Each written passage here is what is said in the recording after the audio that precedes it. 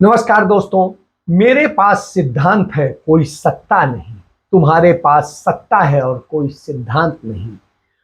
तुम्हारे तुम होने और मेरे मैं होने के कारण समझौते का सवाल ही नहीं उठता, इसलिए लड़ाई शुरू होने दो।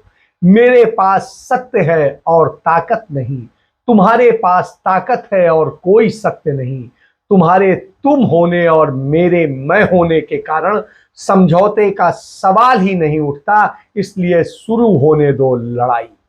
ये शब्द है संजीव भट्ट के, उस संजीव भट्ट के जो नरेंद्र मोदी से जीवटता के साथ में लड़ाई लड़ रहा है, झेल रहा है, सालों से जेल काट रहा है, सब कुछ है। और एक अच्छा ब्रिलियंट आईपीएस ऑफिसर था, सच बोला था इसलिए जेल में, सच बोला था इसलिए घर ढहा दिया गया, सच बोला था इसलिए नौकरी से बर्खास्त कर दिया गया, सच बोला था, लड़ने पहुंचा था सुप्रीम कोर्ट तक और झेल रहा है, खुद भी उसका परिवार भी। लेकिन किसी ने हार नहीं मानी है, और हार नहीं मानी है तो इससे आप समझ लीजिए कि संजीव भट्ट क्या है। वो संजीव भट्ट वास्तव में वो आज का भगत सिंह है। वो भगत सिंह है जो हर तरह से अपना खो करके, गंवा करके, सब कुछ होते हुए ऐश करता। आज वो कहीं डीजी या एडीजी हो रहा होता, लेकिन उसने ये सब नहीं लिया। उसने सजा झेली, उसने जिल्लत झेली, परिवार ने संकट झेले, मुकदमे झेले और हमले झेले, लेकिन हिला नहीं, लड़ रहा है सच के लिए। तो साहब, ये सच होता है और ये भगत सिंह का है। सच यह नहीं होता कि एक पूर्व मंत्री, एक पार्टी का कार्यकारी अध्यक्ष बार्बर की दुकान में, नाई की दुकान में अपने बालों को सही कराने जाता है, उनको कराने जाता है, वहां पर विजिलेंस ब्यूरो भेजकर उसे गिरफ्तार कराया जाता है। आम आदमी की सरकार, ये आम आदमी की सरकार गुंडागर्दी कर रहे हो तुसी। लाइव करो, लाइव आ गुंडागर्दी हो रही है। आश्विन दिखाओ 5 मिनट ਅਸੀਂ ਡੀਜੀ ਦੇ ਆਫਿਸ ਤੋਂ ਆਏ ਆ ਤੇ ਇੱਥੇ ਆ ਖੜੇ ਆ। ਹੁਣ ਇਹਨਾਂ ਕੋਲ ਕੋਈ ਕਾਗਜ਼ ਨਹੀਂ ਗਏ, ਇਹ ਚੋਰਾਂ ਨੂੰ ਫੜੇ ਨੇ। ਤੁਸੀਂ ਕੀ ਹੋ? ਤੁਸੀਂ ਕੌਣ ਹੋ? ਕਿਹੜੇ ਕੀ ਨਾਮ ਤੁਹਾਡੀ ਡੀਐਸਪੀ ਦਾ? ਮੇਰਾ ਨਾਮ ਕਿਹਨੇ ਭੇਜਿਆ ਤੁਹਾਨੂੰ? ਬਿਜ਼ਨਸ ਤੋਂ। ਕੀ ਕੀ ਆਸ਼ਵਿਨ ਚੱਕਣ ਨੂੰ ਤਾਂ ਉਹ ਉਹਨਾਂ ਨੂੰ ਸੁਨੇਹਾ ਦੇਣਾ ਹੈ ਵੀ ਆਓ ਇੱਥੇ ਜੋ ਵੀ ਹੈਗੀ ਤਫਤੀਸ਼ ਜੁਆਇਨ ਕਰੋ। ਤੁਸੀਂ ਜਾਓ, ਤਫਤੀਸ਼ ਜੁਆਇਨ ਕਰਨ। ਉਹ ਕਹਿੰਦੇ ਚੱਲਦੇ ਆ ਤੇ ਫਿਰ ਜਾਓ ਤੁਸੀਂ, ਅਸੀਂ ਆ ਜਾਵਾਂਗੇ। ਜਾਓ ਆਪਣਾ ਕੰਮ ਕਰੋ ਤੁਸੀਂ। ਹੈਲੋ, ਕੀ ਕਹਿ ਰਹੇ ਹੋ? ਤੁਸੀਂ ਬਲੌਰ ਘਰੇ ਕਹਿੰਦੇ ਇਹਨਾਂ ਦਾ ਮੰਨਣਾ ਹੈ ਅਸੀਂ ਦੁਨੀਆ ਕੋਲ ਆਏ ਆ। ਤੁਸੀਂ ਅਸੀਂ ਚੀਜ਼ ਆਏ ਕੋਠੀ ਤੇ ਕਹਿੰਦੇ ਤੁਸੀਂ ਇਸ ਦੁਕਾਨ 'ਚ ਹੁਣੋਂ ਤੁਹਾਨੂੰ ਘਰੋਂ ਨਿਕਲੇ ਆਪਣੇ ਬਾਲ ਕਢਾਉਣ ਤੇ ਤੁਸੀਂ ਹੁਣ ਇੱਥੇ ਕਹਿਣ ਆਏ ਹੋ। वहां कागज मांगते हैं, वहां बैठा सांसद भी उनके साथ होता है। सांसद कहता है कागज दिखाओ, ले जाओ। हमने कब मना किया? हम तो खुद ही कल कह के आए हैं कि आपके पास हम खुद आने वाले हैं, जिससे आपको जो पूछताछ करनी है, गिरफ्तार करना है, सब कुछ करना है।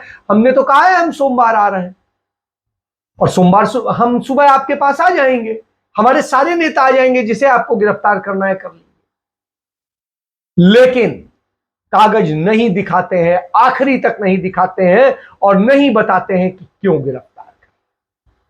सुप्रीम कोर्ट की गाइडलाइन का सरेआम उल्लंघन। इसी को पुलिस स्टेट कहते हैं और यही पुलिस स्टेट होता है। इसको लेकर के बहुत अच्छा प्लेटो ने बोला था, जो सच बोलता है सबसे अधिक नफरत लोग उसी से करते हैं। तो वो सच बोलता है। तो आज जब सच की लड़ाई लड़ी जा रही हो, उस वक्त में झूठ का पुलिंदा फोड़ा जाता है। हमने देखा जब दिल्ली में सच उजागर किया, कांग्रेस पार्टी के प्रदेश अध्यक्ष अनिल चौधरी ने बाकायदे वहां के पुलिस कमिश्नर को, गवर्नर को, सबको उन्होंने आवेदन दिया था कि शराब घोटाला हुआ है, आबकारी नीति में बहुत बड़ा घोटाला हुआ है और यह कानून का और सब चीज का उल्लंघन है। इस पर एफआईआर दर्ज की।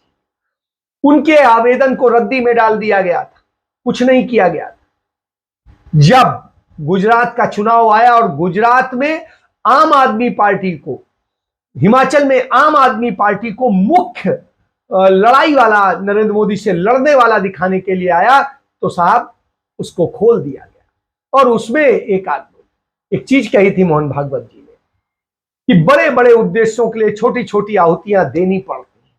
तो आहुतियां दे देंगे, एक दो दे देंगे, लेकिन उससे छवि बनाएंगे कि हम ही हैं जो लड़ रहे हैं।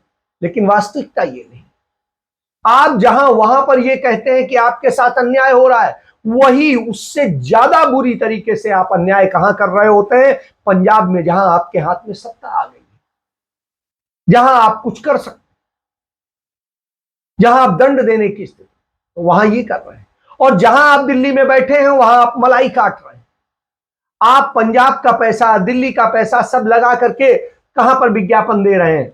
आप विज्ञापन दे रहे हैं गुजरात में और दूसरी जगह उन चुनावी राज्य। तो आप समझिए कि खेल कहां हो रहा है। इस खेल को देखिए तो ये पुलिस स्टेट बनाने, और पुलिस स्टेट की देखिए प्रक्रिया, दो ही दल चल रहे हैं। एक आम आदमी पार्टी अपने छोटे से दायरे में और एक भारतीय जनता पार्टी अपने बड़े दायरे में। कल बिहार की विधानसभा में अपना जो है बहुमत साबित करना था, विश्वास मत हासिल करना था किस सरकार को? नीतीश सरकार को, जिस नीतीश ने धक्का मार के भारतीय जनता पार्टी को सत्ता से बाहर। तो भारतीय जनता पार्टी ने ऐन वक्त पे जब विश्वास मत हासिल करना है, उसी वक्त उन सारे लोगों के यहां, विरोधी दल के नेताओं के यहां जो है छापे डाल दिए, सीबीआई के छापे डाल दिए और झारखंड में छापे डाल दिए। क्यों? क्योंकि जो लोग मदद कर रहे हैं, जो लोग वो कर रहे हैं, वो डर जाएं और विश्वास मत गिर जाए। यह स्थिति, और जब यह स्थिति हो तो आप समझ सकते हैं पुलिस स्टेट क्या होता है। तो यही पुलिस स्टेट बनाने की प्रक्रिया है। इसमें सीधी सी बात है, इसको एक चीज समझना पड़ेगा। भारतीय संविधान के भाग 21 में जो है केंद्र सरकार की सेवाएं और राज्य सरकार की सेवाएं जो है आती हैं, उसमें पूरा डिफाइन की गई। और उसमें कॉन्स्टिट्यूशन ऑफ इंडिया में, मतलब भारत के संविधान में, इसको लेकर के पूरी तरीके से जिक्र है कि 309 में जैसे जिक्र है कि किस तरीके से बनाया जाएगा उसको, लोक सेवा आयोग बनाया जाएगा राज्य का और केंद्र का, और कैसे क्या होगा उसके लिए क्या है। अनुच्छेद 308 से लेके 323 तक इसको लेकर के पूरे उपबंध किए गए कि कैसे कार्यों को क्रियान्वित करने के लिए एक पूरी व्यवस्था बनाई जाए संघ की और राज्यों की। और इन सारी चीजों को लेकर के जब व्यवस्था बनाई गई तो उसमें कहा क्या गया? लोक सेवक। और वो लोक सेवक संविधान के अधीन, विधायिका द्वारा पारित कानूनों के अधीन काम करेगा, किसी पार्टी के एजेंट की तरह नहीं, सरकार के एजेंट की तरह नहीं काम करेगा। तो साहब ये समझिए ये है। लेकिन हो क्या रहा है? आप देख रहे हैं, वो कागज नहीं दिखाता है, गिरफ्तार करता है, लड़ता है, उसको लेके सांसद बार बार बहस करता है और उसको लेके बाकायदे पूरा उसने वीडियो बनाया, लेकिन नहीं दिखा पाते हैं। ये स्थिति, बस कहते हैं आप एसएसपी साहब ने बुलाया, आप वहां चलो। वहां क्यों चले भाई?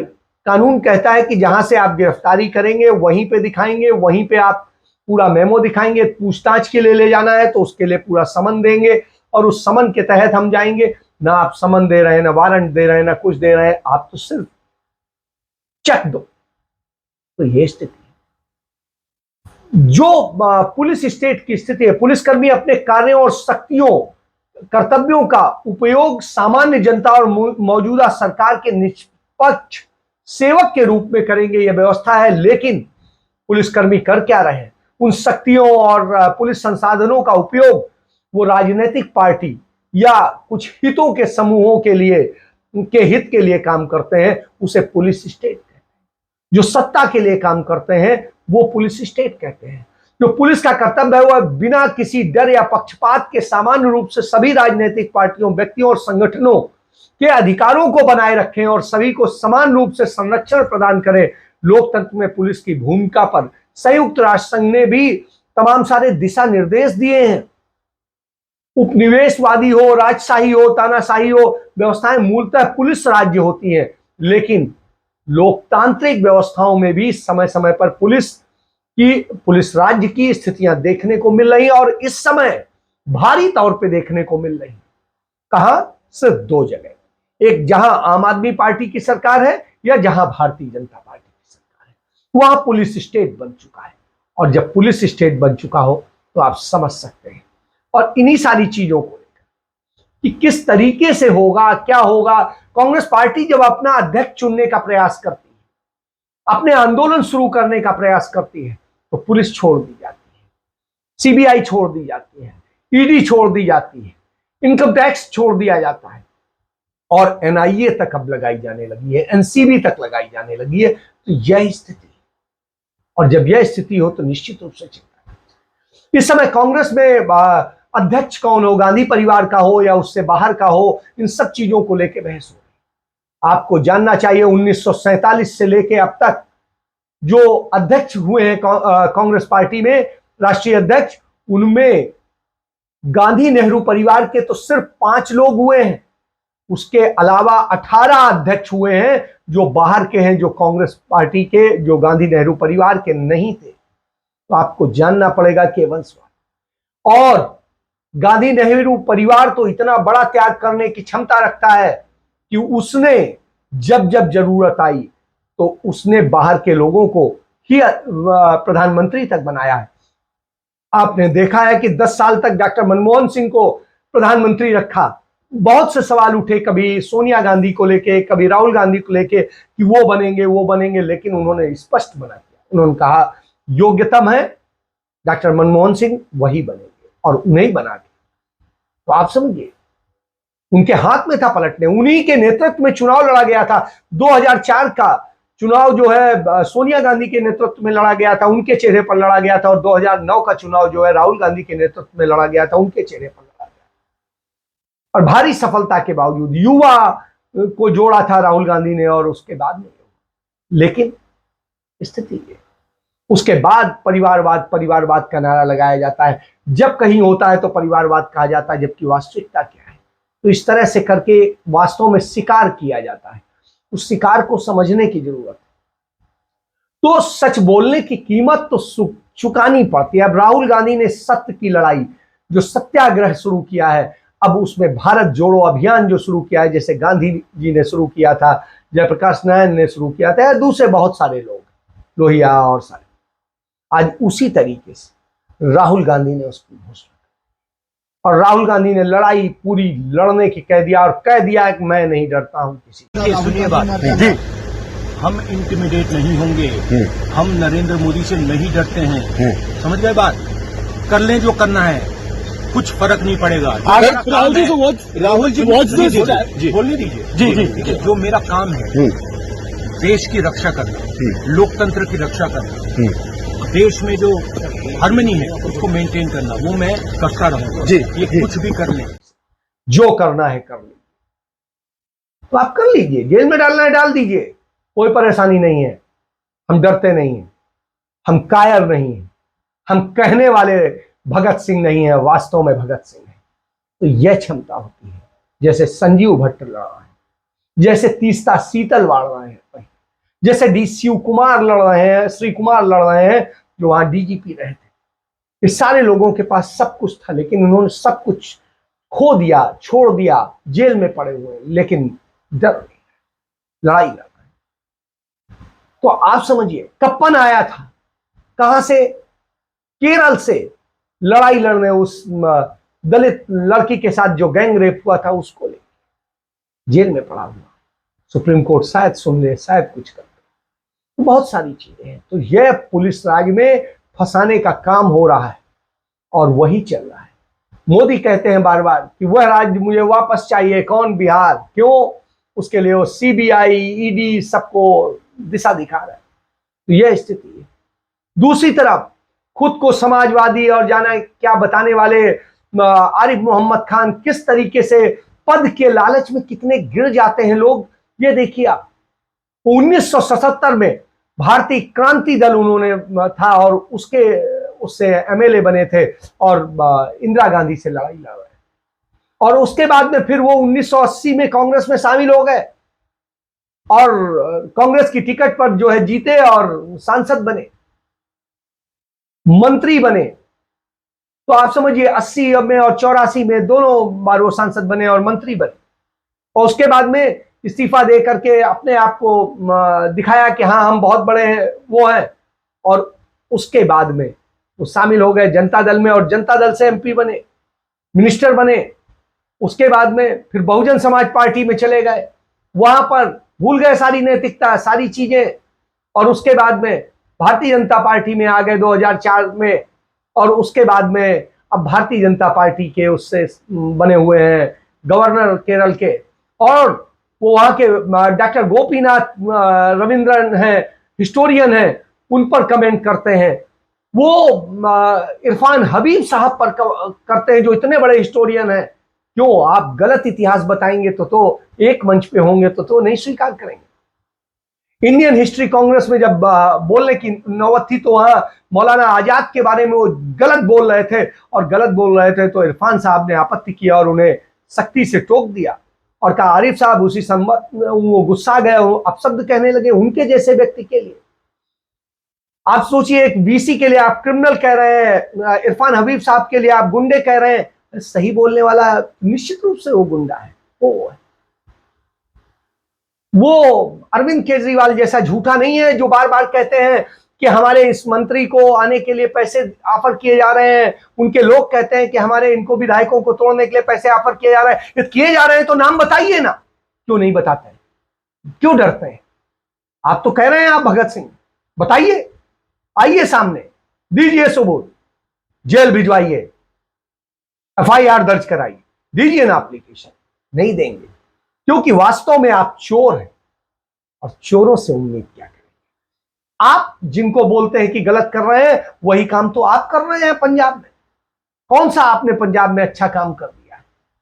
बिल्किस बानो के जो है रेपिस्टों को छोड़ दिया जाता है, उनके परिवार के साथ कातिलों को छोड़ दिया जाता है, आपके मुंह से जो है एक शब्द नहीं निकलता है। क्यों? क्योंकि मुस्लिम और उनके लिए आप बोलेंगे तो आपका शायद वोट नहीं मिलेगा, क्योंकि आप भी उसी एजेंडे पे चलते हैं जो एजेंडा किनका है, जो एजेंडा भारतीय जनता पार्टी का है, आरएसएस का है। यही वजह है।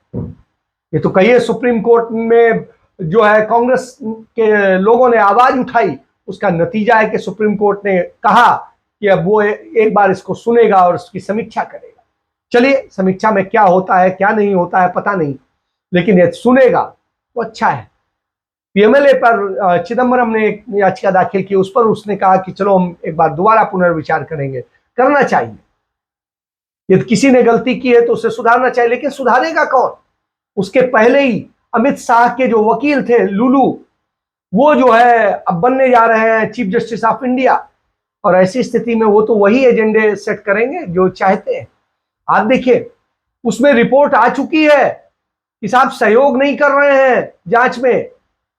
तो जांच में आप सहयोग नहीं कर रहे हैं, इसमें जो आपने स्पाईवेयर मालवेयर छोड़ा था उसके लिए कि आपने फोनों को टैप करने का, राहुल गांधी समेत तमाम सारे लोगों के आपने फोन टैप किए, उसको लेकर के आज आपकी स्थिति ये है। तो आप झूठ बोलने की सिर्फ आदत में है।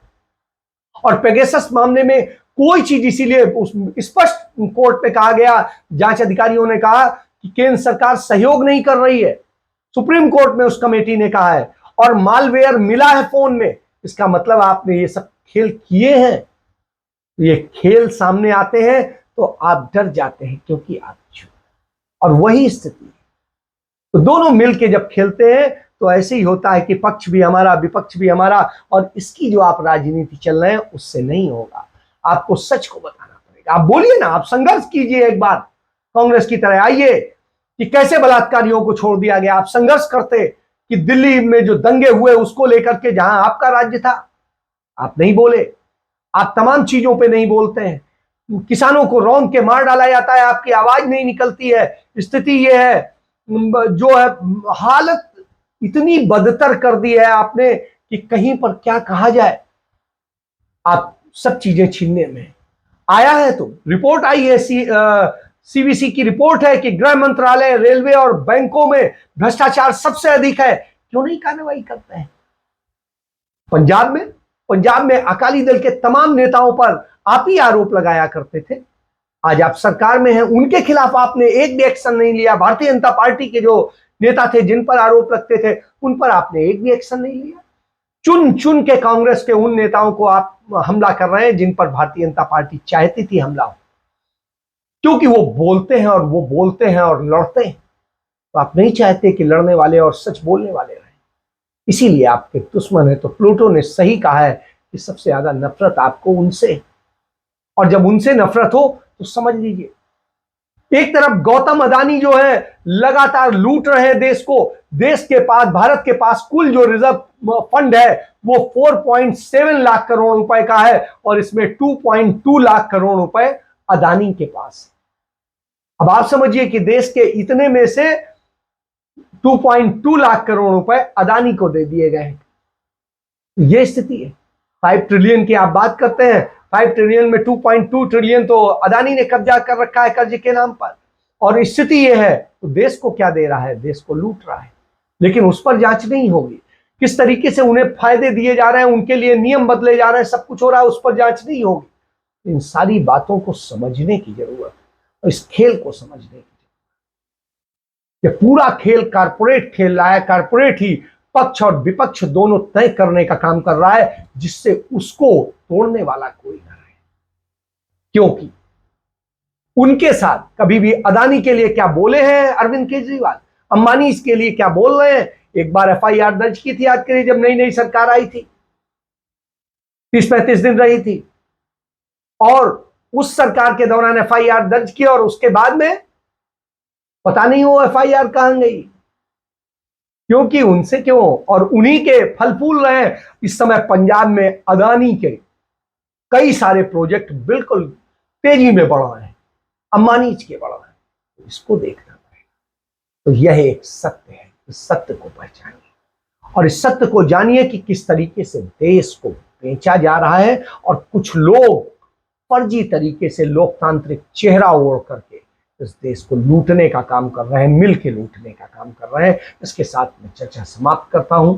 जय हिंद, जय भारत, वंदे मातरम।